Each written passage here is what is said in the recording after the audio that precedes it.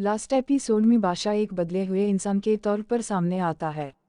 इसके चेहरे पर वही सख्ती तो होती है, लेकिन अंदर से वो टूट चुका होता है।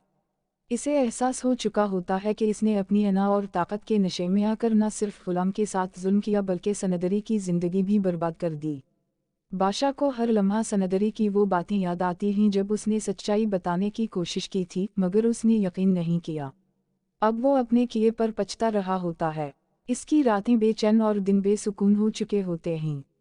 वो अपने गुनाहों का कफ़ारा अदा करना चाहता है, लेकिन उसे समझ नहीं आता कि कहाँ से शुरू करे। गुलाम की कुर्बानी और सच्चाई। दूसरी तरफ गुलाम, जो हमेशा से वफादार और सच्चा इंसान था, अपनी ज़िंदगी के सबसे मुश्किल वक्त से गुजर रहा होता है। इस पर झूठे इल्ज़ामात लगाए गए, उसे बेइज्जत किया गया, मगर उसने कभी भी सच का साथ नहीं छोड़ा। आखिरी किस्त में गुलाम की सच्चाई सबके सामने आ जाती है। एक अहम किरदार, जो पहले खामोश था या डरा हुआ था, आखिरकार सच बोलने का फैसला करता है और बताता है कि गुलाम बेकसूर था। ये इंकिशाफ पूरे माहौल को बदल देता है। बादशाह के लिए ये लम्हा बहुत बड़ा धचका होता है। इसे एहसास होता है कि जिस शख्स को वो अपना दुश्मन समझ रहा था, वो दरअसल सबसे ज़्यादा वफादार निकला। सनदरी की जिद्दोजहद। सनदरी की कहानी इस एपिसोड का सबसे जज्बाती हिस्सा होती है। वो एक मजबूत लड़की के तौर पर सामने आती है जिसने हर जुल्म बर्दाश्त किया, मगर हिम्मत नहीं हारी। वो बादशाह के सामने खड़ी होकर उसे आईना दिखाती है। वो कहती है, ताकत वो नहीं होती जो दूसरों को झुकाए, ताकत वो होती है जो इंसाफ करे।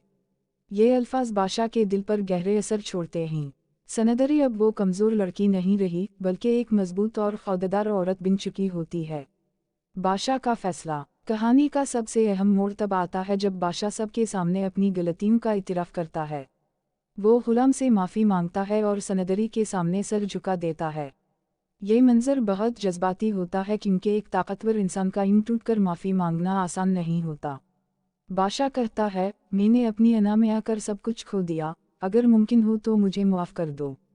गुलाम का रद्द-अमल। गुलाम, जो हमेशा से बड़ा दिल रखने वाला इंसान था, बादशाह को माफ़ कर देता है। वो कहता है, इंसान से गलती होती है, लेकिन असल बात यह है कि वो उसे मान ले। ये लम्हा कहानी का सबसे खूबसूरत और सबक-आमोज़ हिस्सा होता है।